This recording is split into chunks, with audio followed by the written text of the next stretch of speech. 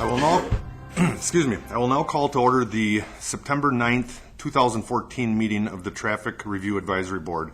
Good afternoon and welcome. The Traffic Review Advisory Board reviews items of interest regarding parking and traffic within the city of Oshkosh. We are an advisory board and our favorable recommendations today will go before the Oshkosh Common Council. The council can accept or reject any recommendation from this board. If the board does not recommend an item and you don't agree with our decision, you may discuss the item with any common council member, and a council member may sponsor a new ordinance regarding the item. All items recommended by this board require 2 readings before the common council. The first reading will take place on Tuesday, September 23rd, 2014 at 6 p.m. and you will be allowed to comment on the item at that time, though the council will take no action. On Tuesday, October 14th, 2014, the item will be on a second reading, at which time the council will take action. You will again be allowed to speak to the item. For this afternoon's meeting, I will read each agenda item, at which time, if you would like to speak, please step up to the podium and give your name and address. I do ask that you keep your comments pertinent to the agenda item you are speaking to. The item will then come back to the board for discussion and action.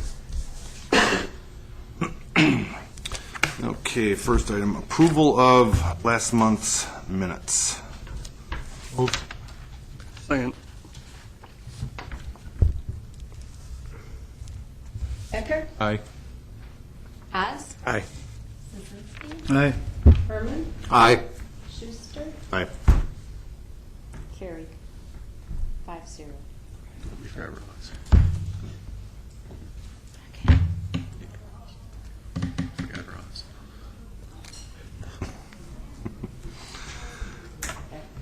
You gotta call Ross yet. Oh, Ross, I'm sorry. Aye. The change of address that screwed her up. Okay, we have one item of tabled business, a request to have the city paint or allow them to paint stalls for parallel parking in front of Grace Lutheran Church, 913 Nebraska Street. The current condition is not painted. Okay, so with this, I did talk to the city attorney, and we determined that the part of the municipal code against obstruction of the street would prohibit somebody from painting them themselves. So that we ruled that out. I did go and look at some measurements, and it looks like we could probably paint about 12 stalls there. I think we could do like those smaller, just the white corner type markings. I don't really have any objection to doing that. I mean, I think the public probably uses that enough, and it wouldn't take a great deal of paint. What I would recommend is we could do that once. We wouldn't put it on our annual street painting schedule. So whenever it would need to be updated, they'd need to contact us again and see if we can work it in the schedule. But I guess for a one-time deal, I'd be okay with that. Just my concern is then again, hopefully it doesn't open up a precedent from, I don't know what else is out there for demand for that type of. And off of that, and I know you put that in there, Jim, I guess, as a council member, I'd look at it as a case-by-case basis. In this case, I think it warrants their requests and concerns because it is a public facility, a church and that. So I think that's important. So, but having that option to do it as a case-by-case, I think that's the best. And this board, along with the council, eventually, if it comes to council, can make that decision if it warrants it or not. So I would support it. Could we come up with a policy similar to the special events where, like, if somebody requests it, then you charge them X amount of dollars for the paint and for the labor, something like that? It might work, but we'd have to probably pass an ordinance for that with a specific. I mean, for like the future, Yeah. If we start to get a bunch of requests like that, I think, and we don't have money in the budget, that would maybe be something to consider. Because, I mean, there might be a number of people that if it was available to them to have done. Mm-hmm. I guess it depends on where it is and what are they trying to accomplish. In this case, they're trying to, allow more parking and make it safer parking for the citizens that come to the church and use the church. So I think, again, it comes back to that case-by-case basis, that what are the needs? Because I don't think we want to change a lot of our traffic patterns or parking patterns throughout the city and confuse our citizens and users. So I think it's again, case-by-case basis. And in this But I case, mean, yeah, where I we see like have, there's another item on the. Yeah, agenda, yeah. you know, So like I said, Right. if it was like a policy where people could request it, then maybe more people would do it if they, if they're willing to pay their own.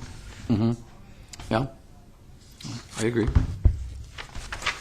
Jim, what's the life expectancy of the lines, just so we can set the expectation? Sure. It varies. I mean, like, generally, by the usage, I mean, like, Yeah, that's kind of what I figured. Right. That's kind of the point I wanted to make. I mean, it is what it is. I mean, if we get a heavy winter, it's not going to last long. While I was driving over it.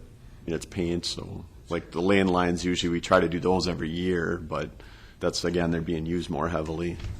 I guess, I would think they would probably 2 to 5 years, I would guess. I think like the yellow curb paint would last longer because, I mean, it's not being driven over like the. Right.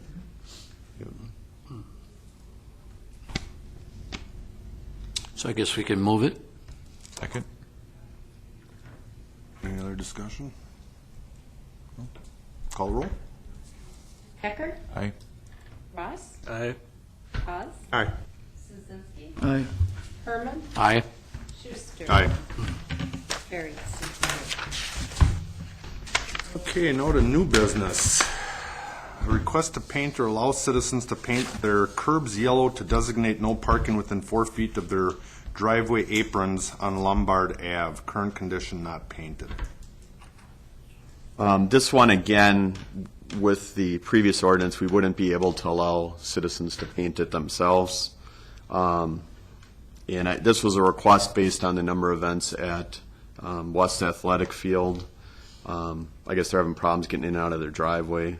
They've apparently called the police on occasion to deal with, ticketing if needed. This, though, a little bit different situation. This I'd have a little bit more of an issue with because, I mean, any citizen in the city could call and ask us to do this. So that's my concern, is opening that up. If we start painting, within the feet of the apron, we could potentially get lots of requests, and we only have a couple employees in the paint division right now. You want to speak to this? Yeah. Yes, you can step up to the podium and give us your name and address, please. I wear a hearing aid, so Okay. if you can speak up, I'd appreciate it. My name's Ken Fisher, and first of all, I'd like to thank Jim Collins for putting this up for me and the neighborhood. I've kind of been appointed as the guy who, in the neighborhood, take care of business like this from my neighbors. Lombard Avenue intersects with Westfield, North Westfield, and it's right by the track of West High School. As people that live around there, we accept the fact that there are events that go on there, and we know that, and we're fine with that. But virtually any sporting event that takes place there, not only do you have local residents coming to watch them, but you have the other team, their people coming to watch them. They don't really take into consideration the fact that when they're parking there, they're here to watch their son, their daughter, whatever, take care of their event, but they're not paying attention to the parking situation. On numerous occasions over the last few years, I've had to call, even for myself, the police to have them come and ticket vehicles because they hung so far over into my apron, it was difficult for me to get out of my driveway. Now, not every house on the street experiences this problem. It's the first 3, maybe 4 houses that get parked in like that. As it gets further down the road, it's not an issue. But we're right up up by Westfield. Myself, my neighbor, he came over last Saturday. There was some kind of football event going on. First, again, I would like to thank Jim. He had them paint around the curbs where the ramps are for wheelchair access. That was excellent. Thank you. But they ignored it. They parked. He came over, he said, look at that. Right in front of the fire hydrant. Totally blocked the fire hydrant. It was ridiculous. I mean, it's common courtesy and it's common respect for us. We only ask, we know these events go on, we're fine with them. But, I mean, we need a little give and take in this, you know? I mean, there was one time where I had to have a vehicle towed a few years ago because it literally, half of the vehicle blocked my driveway. That was an extreme. I go with that, I know that. But, I mean, I guess let's address the issue now. Jim did excellent with the curbs, and now I'm hoping, and I'm here on behalf of the neighbors that do experience this. I cannot speak for across the street for the Schwab properties, but I do speak for the neighbors that have the homes on the street. And the events are actually becoming more multiple. It used to just be the football games and the track meets, and now, and again, we're fine with the Walk for Life that goes on in the summer there. People park for that. There's some kind of, to be honest with you, I tried to find out what it is. Semi-pro or something football thing that's been going on there just started this last summer on Saturdays. Now that it is the worst of all. They park all the way down the street and take no consideration whatsoever as to us. Because they are replacing the sidewalks throughout our side of town, the city is doing that. Within the letter, it indicates how close a person can park to your driveway, and it's 4 feet. Now, we measured them off. I mean, it's just common courtesy. And there have been many a times when these people have parked there. I've been out there on a Saturday working on my house. I've had to go out to them and say, excuse me, but you can't park this close to my driveway. And this just happened recently, not this last Saturday, but the last football game. So I just wanted to speak for my neighbors and myself. And again, I appreciate it if you take it into consideration. I mean, this is not like this is a reoccurring situation. It's not a once in a while thing. And to be quite frank and honest with you, I went down to the corner of Westfield and Taft, where I believe it's the McClone Insurance Agency is there. Their apron is painted. And I anticipate that having to do with the baseball games that go on in that situation where they've been parking pretty close. It's not a super big deal. We're willing to paint it if we have to. We'd like to get it done. That's all. I don't really have much else to say other than appreciate your consideration in the matter. And I know it may sound trivial, and I understand that it is for most people, but we live there. So, in any event, thank you. Excellent. Thank you. Job. So this, he's correct. So the prohibition is within 4 feet of the entrance to an alley or private road or driveway. We did paint the 15 feet from the crosswalk because that I could see as being a problem, and it was right by the fire hydrant. You're not supposed to park within 10 feet of the fire hydrant. So we did do that. I wanted to bring this to the board, though, because that's my concern again, is if, we start doing this, then we could open up this to basically anybody in the city that wants to come and make a request.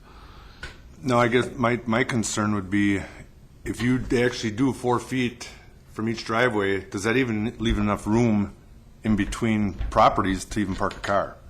Because I'm looking at the satellite right now, and I'm looking at cars parked there, and if there's a car parked in there and you got 4 feet coming off of each driveway, I don't think there's enough room to park a car there. I know I've parked there for, I think you can park 2 cars, you think? 2 cars. Okay. That's probably about right. I know I've been there for events, Okay. and I know you can get a couple cars there Okay. probably. Has the police department given you any input on this? I haven't talked to the police department about it yet. Which is kind of where I wanted to go. Do we know if, when there's events held at that field, if there's any requirement to have an officer on site, whether it be a CSO or an auxiliary officer? So I would think that would expedite the process. I know, I feel your pain, sir. I live near Menominee Park, and 4th of July is not my favorite time of year. I think, that may expedite the process and solve his issue at least somewhat if he can get an officer there a little more quickly to get it dealt with. Again, I wear hearing aids. Hey, what I said was, I live near Menominee Park, so I feel your pain during the 4th of July.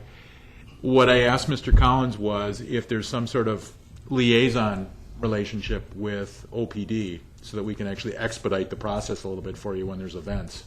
So that you can at least get ticketed and then eventually towed if that's the issue. So I can get out of there, so you can actually get in and out of the driveway. How do I say this? They really, I realize each officer is kind of designated an area. I saw that on one of the television accounts, but geez, how do I say this nicely? They kind of turn a blind eye to it. Don't get me wrong, I don't have a problem with them, but I've watched them drive right by some of these horrendous parking situations and not even stop. I mean, if it takes mentioning to them to, hey, do something about it. I mean, especially the ones in front of the fire hydrant. Come on. I think we got 2 issues going on here. First off, we can't let the citizens paint. Right. That's the bottom line. That's issue 1. That's a violation of our municipal code. I agree with Mr. Collins. I think the second thing is that it's not only west, but we have to look at if we go forward with marking aprons and Lombard, we really have to do it consistently throughout the city. So that means we have to do it at west, north, the New York Ave, Titan Stadium, Red Arrow, any of our athletic facilities that are used throughout the year because they all park there. Schumer's Field, all of them have really the same issue. It just hasn't been brought forward. So I think initially, I agree with you, Mr. Becker. I think we need to see if we can't encourage the police department, the CSOs, let them know we've gotten some citizen complaints and that they need to step up their enforcement. They see driveways blocked, they see fire hydrants blocked, cars too narrow where our fire trucks and ambulances can't get down. They need to take enforcement action, and it's kind of what we had with the parking utility with the farmers market thing. So I think letting the captain patrol know and letting their parking enforcement officers know, I think might. And if it doesn't curb it, then we can bring it. It can come back and we can take a look at it. But the bottom line is we can't violate our municipal code. Yeah.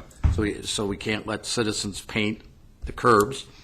And then second, I think until we exhaust our law enforcement side of things, because like I said, it's not just one facility. If we target one facility, we really have to target them all. And that's my concern. At this point, we don't have the money budgeted or would have the staff or money in the future at this point. Yeah, I agree. But then that goes back to your point, somewhere if that's the case, the direction we want to go, then maybe we do change our ordinance and citizens will have to pay for that and that type of thing. So but that's down the line, I think. I don't think that's something we can address in this issue. So I think what we're saying is, I'll talk to the police department and ask them to increase enforcement of this, and we'll see how that works. I appreciate that. I mean, the thing is, and it's important to keep in mind that this is a reoccurring occurrence. Right. It's not pardon me, but it's not the 4th of July and that's it. On, Right. And, Trust me. and You have the Flyers at Honestly, west, you have the that- Eagles at north, you have.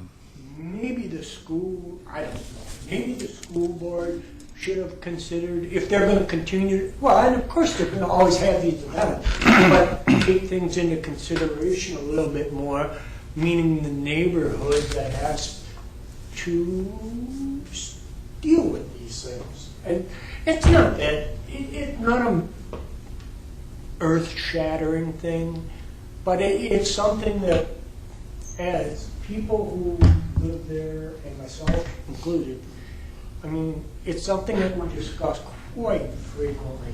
I appreciate it, maybe talking to the police, too. But you must keep in that this is not just city people from the city of Oshkosh.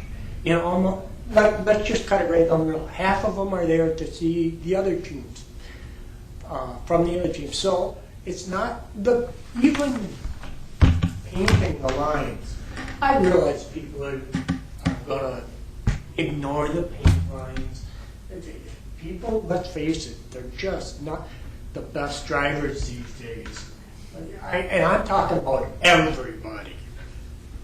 I consider myself to be one of the better drivers in Oshkosh because I go 25 and a 25. I don't go 30 and a 25. And all the other issues,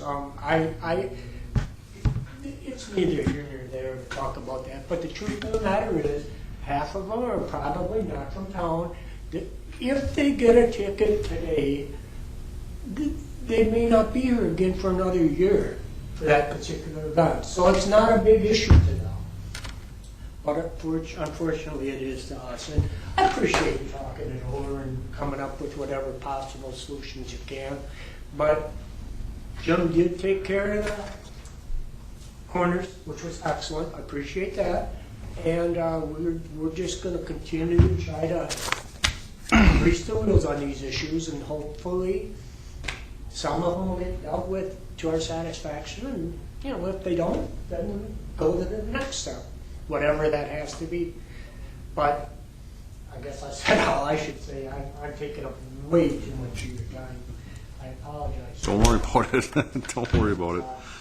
In any event, please let me go on record saying thank you, Jim. You're welcome. And I'm done. Move. Second. Discussion? Call the roll.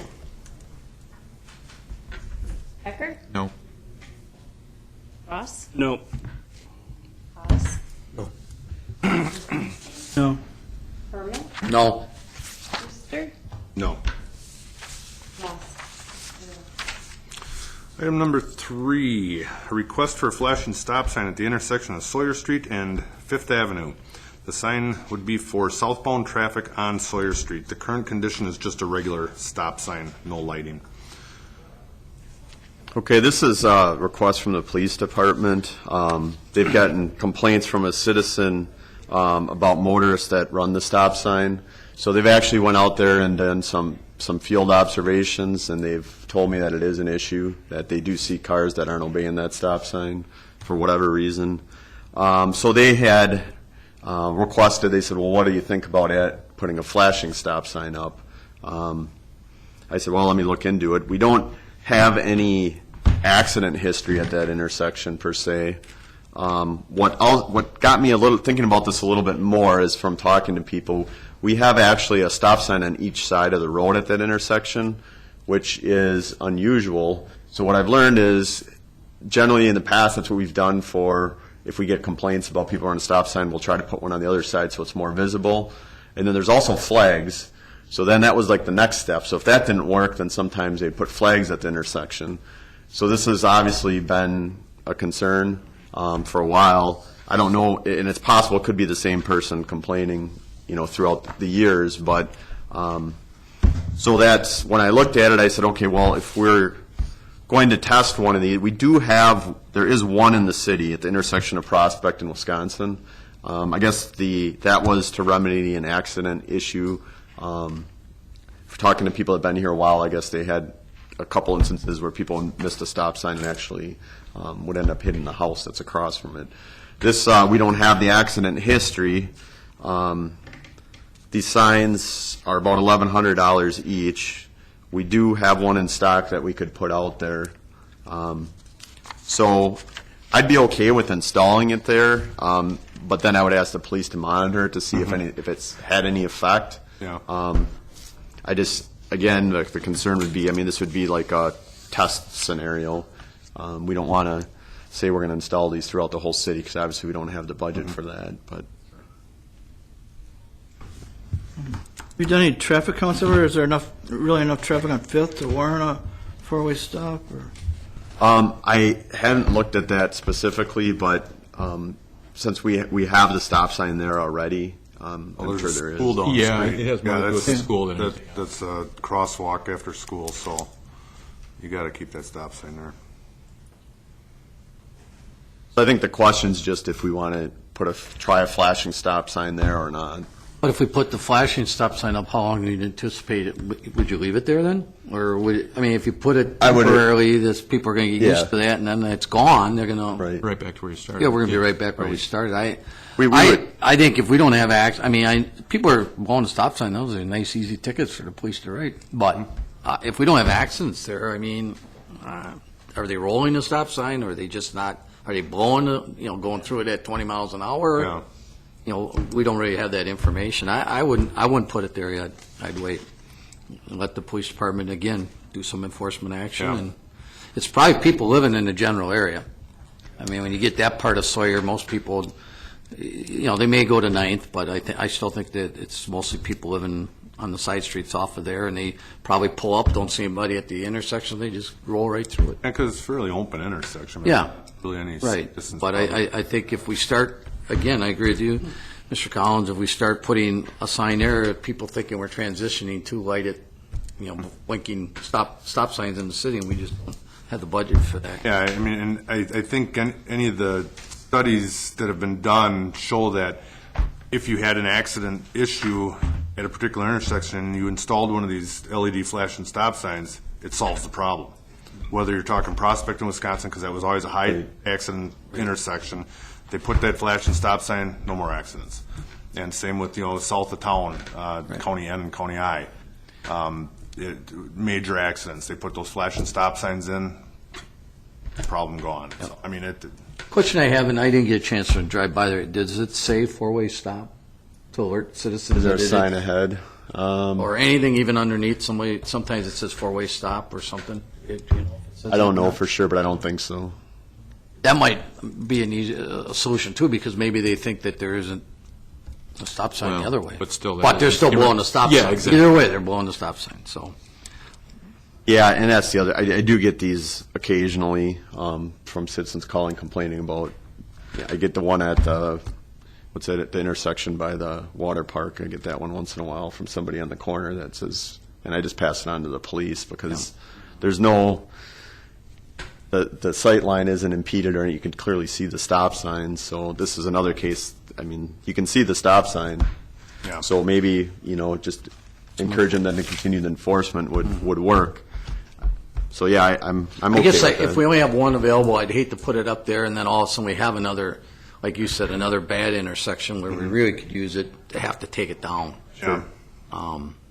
Kind of gives me the, Or if the one at Ninth and Prospect, West even or if the stop one and at go light Prospect is- goes down, Yeah. Yeah. you've got a replacement. for that's it, true. so, Yep. So, yeah, Plus, arguably, what effectiveness does it have at noon? I mean, yes, there's some, but in bright sunlight, yeah. the effectiveness of it goes way down. I mean, it's great at, Sure. pitch dark. Yeah.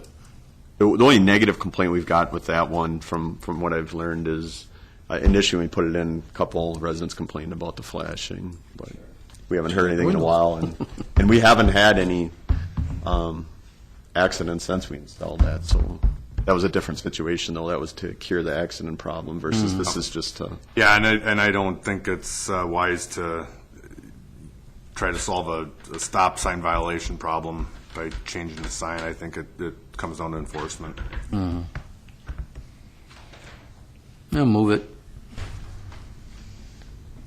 Second. Call the roll. Becker? No. Ross? No. Haas? No. Szynski? No. Herman? No. Schuster? No. Lost. 0-6.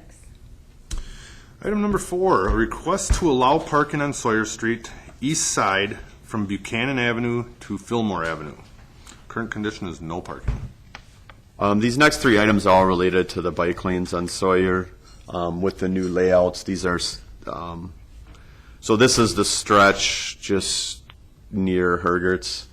So now that we've actually extended, the bike lanes extend down to Fillmore, so the layout makes it conducive to allowing parking. So I got one citizen email back saying they supported that. That's the only feedback I've gotten on it, so they were good with it. Tim, I'd like to make a motion since 4, 5, and 6 are all connected to that section, as Mr. Collins just mentioned, that we vote on as a package. Sure. Second.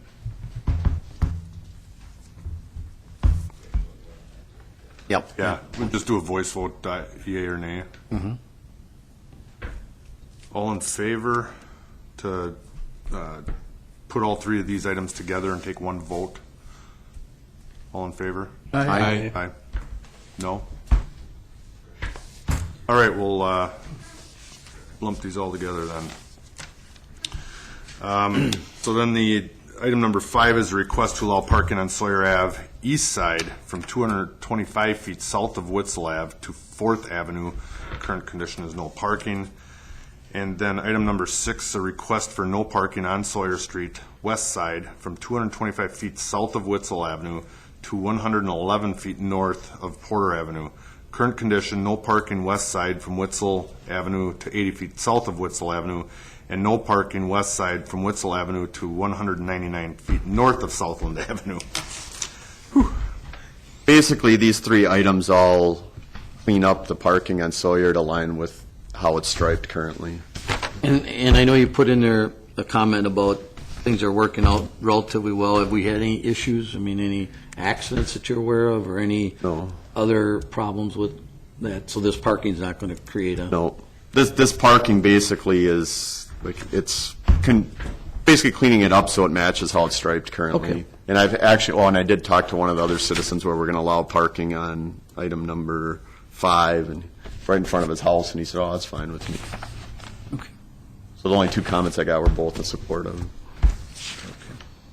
And the no parking further south on Sawyer doesn't impede with any businesses or anything like that? No, this is actually, so number 6 is from the intersection south. It's just extending it a little bit Okay. All right. where the bike lane begins. Yeah, that doesn't include where that one person had an office there that didn't have any parking? No. Because most of them are large businesses that have big parking lots anyway. Right. This is just cleaning out, it's actually allowing more parking down towards Hergert's, which, if anything, they'd probably like that. And then it's allowing a little bit more parking up to the south of Witzel on the east side. And then it's removing about 100 feet of parking on the west side after the intersection, because it's just, the bike lanes start a little bit further up. So none of these will impact any businesses that I could see negatively.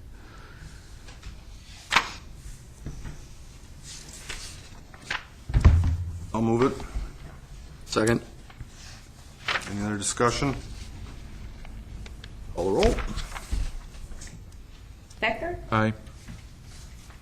Ross? Aye. Haas? Aye. Szynski? Aye. Herman? Aye. Schuster? Aye.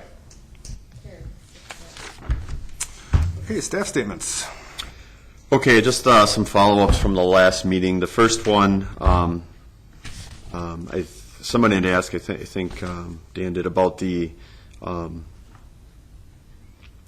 moving the hybrid beacon on High Avenue. So I did follow up then, talk to their maintenance supervisor, and they're not obviously doing it this year. They didn't get it done before school started, and the reason they didn't is because of the cost involved. With some of their state laws, they're going to have to hire an engineering firm to design and manage the project, so they weren't able to do it this year. So something that initially they thought was just moving it, well, they're going to have to redo some of their crosswalks and do some concrete work and redo some of their sidewalks to meet ADA. So that's where they're at with that. Second, then the Bike and Pedestrian Advisory Board has supported the road diet concept on Murdoch Avenue. That'll still, I believe, have to go through Plan Commission, but as we're going through the budgeting process, that's one that we'd like to target for next year. So what I anticipate doing, I'm working with the planning department now, and they're helping me do some layouts, and I anticipate then we'll have to have get some public input either through this meeting or hold a public hearing. We haven't decided what the best way to do that is, but the first step was the bike and pedestrian. I supported bike lanes there, and so that gives us all, Plan Commission, the Traffic Review Board, and Bike and Ped have all approved the plan, so I think we're good to move forward and get public input. Did the state of Wisconsin have to be consulted on that because it's a state highway? Yes, I actually already talked to them about it. They're fine with it. They said it's kind of how they explained it to me is they just want to see the plans. They're okay with, as long as what we propose isn't going to have any major traffic implications, which my predecessor had already worked with them on that, and they had already done a 30-year design plan, which showed that the level of service wasn't going to change with the new layout. The only thing they wanted to see was the layout into the roundabout, but we were actually going to end the bike lanes at Wisconsin. So they just wanted to kind of see how we're going to transition that intersection. So Ben from planning, he's using CAD to do similar to what he did on Sawyer, just come up with a concept. So we're moving forward with that.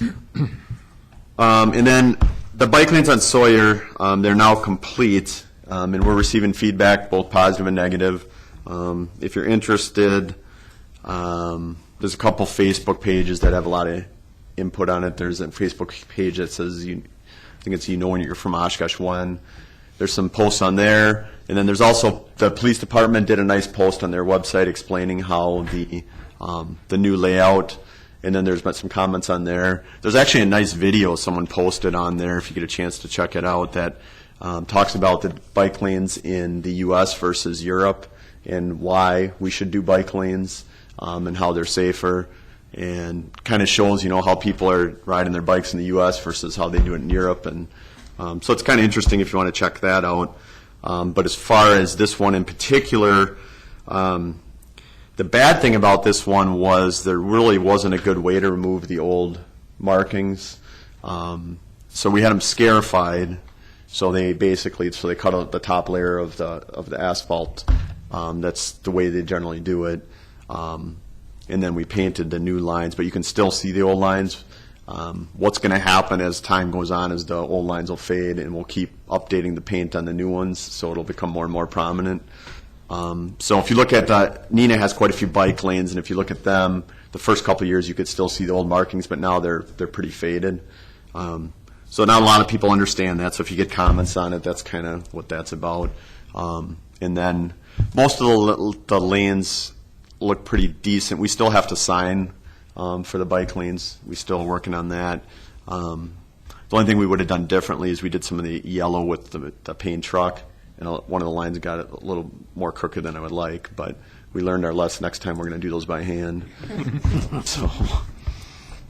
But overall, I think they're getting some positive reviews, and as those old lanes fade, it'll be more positive. So we'll continue to work through the plan that was put together in 2011 for the bike and pedestrian bike lanes. So I don't know if anybody had any questions on that. Yeah, that's all I have.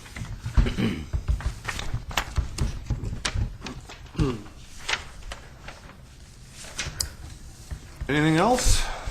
Yeah, I got a couple of things, like, I live on the 9th Street neighborhood, and people are always bringing up, like, from Knapp to Kohler, if they're going to, like, stripe that as 4-lane or, like, make that a road diet or something. That's interesting you mentioned that, because the police department just called me about that on Friday. They don't currently have that in the bike and pedestrian plan. The plan right now is to use Sawyer and then use Fifth, and the reason is because it had a lot less traffic. So the plan is to go from Sawyer and then head east on Fifth. But from, Ninth's not even on the bike and pedestrian plan, and that's the reason. I'm not sure what the answer is to that. Traffic lanes are kind of narrow, especially then in winter, you got the snow going into the one lanes. Right. Well, it's technically not a 4-lane road. Right, it's technically I one mean, lane in it's each utilized direction. as one though, I mean, then Well- they should like stripe it as a, Again, that becomes an enforcement As a- issue, in my opinion, Yes. but It's basically, it's, like I said, it's ironic you mentioned that, because what the police officer was saying, well, he's like, thank you for doing that on Sawyer, because now people aren't passing on the right like they were before. But that's not in the plans currently. I kind of explained that to him too. I said, well, you're just going to have to do your best you can to enforce it. And that's, the benefit of the bike lanes is it does kind of delineate the parking versus where you drive. Another interesting thing on the bike lanes is we actually got a request to what can technically use a bike lane. And that's on the police department's website too. Like if you could use inline skates, which you can use inline skates, but you can't skateboard on it. Okay, yeah, Skateboard's well. not attached to your person. I So. just had, last night I was driving down High, and I have a lot of problems on High where like I'm in the left-hand driving lane and people are driving their bikes or skateboarding right in the driving lane towards me, when they should be using the Algoma bike lane. Right. I don't know if you could like maybe have like the university send out an email to people, but although it's certainly not all university people, because I have that all summer long as well. Sure. Yeah, I think the bike lanes are such a new concept. People are still getting used to them and how to use them, and who's permitted to use them. So I think we're going to have to probably continue to educate everyone on that. And like so maybe like just send out a mass email to the students might help, or tell the university police about it enforcing or something. Sure. I had one other thing I wanted to ask about, if you could possibly add parking on Campus Place, like a time limit, like 30-minute parking. Like a lot of times I like to run into some of those restaurants, and other people have told me this too, and like the parking lot for all those restaurants is all filled with like delivery drivers and people at the bars that there's no way you can park to just run in and pick up your food or anything. So like if you had like a 30-minute stalls or something, or or even 15, I don't know, whatever time. Are you talking about in the parking lot or on the street? No, on the street, on Campus Place there. There'd be room to add, it's not a heavily trafficked street. So, there'd be room, I don't think it would really affect the traffic if you put in a few time-limited stalls. I'm not sure I'll have to look and see what our current regulation is. Well, mainly it'd be on the north side, Okay. like near where that little plaza is, actually, I think, Dan, when we were talking down here at this end of the table, I don't know if it was before your time on the board, but there was a request, and again, correct me if I'm wrong, guys, but there was a food truck that actually wanted to park there and asked to have parking allowed, but because of some other, space constraints and foot traffic and that kind of thing, at the wrong time of day, that's a dangerous situation. like maybe like even 15-minute parking. Well, that would but pretty much at bar gate it. time, you get people walking out between parked cars and. Yeah, and that was our- Well, you could have it till like, like a timed on it as well, Yeah, you might have to. I don't know. I don't know if some of that might be in private parking in there, but No, it's on the, I'm talking just on the street, Right not on. not the, Yeah. we wouldn't have any control over the no. private lots. But. Right. Well, like I said, a lot of times, if you want to just run in and pick up your food, there's no, no way Right. to do it. Mhm. So like I said, Yep. 15 minutes, whatever, I agree. Might be worth just a looking few, at. See what's like a there. few stalls to add in. Maybe have But it, if you had, up till a I said certain if you time. added like a 15 or 30 minute, you're going to eliminate like people going to the bar or a food truck, I'll put that on the agenda for. Okay, thanks. follow-up. Anything else? Move to adjourn? Second? All in favor? Aye.